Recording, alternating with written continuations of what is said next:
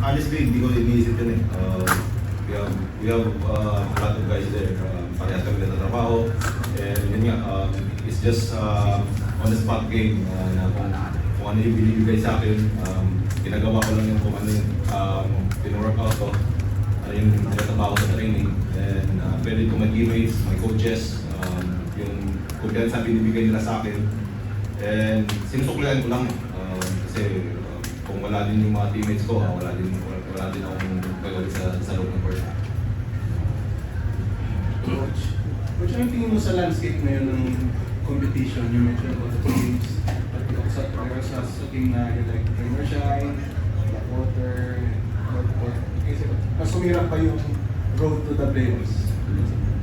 Hindi mas sumirap, sobrang hirap. Kasi, I mean, take a look, when we talked about it as a team, in-analyze namin yung lineup ng Northport. They're very deep. Tignan mo yung bigs nila. They have their wings are both 6'5". Si Arvin at saka si Will Navarro. Monzon as a guard is 6'4", also 6'5". And then they have all those 5'6" athletic bigs. Hindi lang bigs, athletic bigs. San Miguel, their 12th man is a guy named Vic Manuel. I mean, how deep is that team? Pandose si Vic Manuel, right? Hindi na nga nila kailangan ng 13, 14, 15 player, di ba? Because that's a really stacked lineup. So, same thing with Blackwater, same thing with even Terra Firma. So we just have to cope. We have to cope. We're trying to make moves ourselves. I think we upgraded our lineup as well. Unfortunately, our new guys came in too late.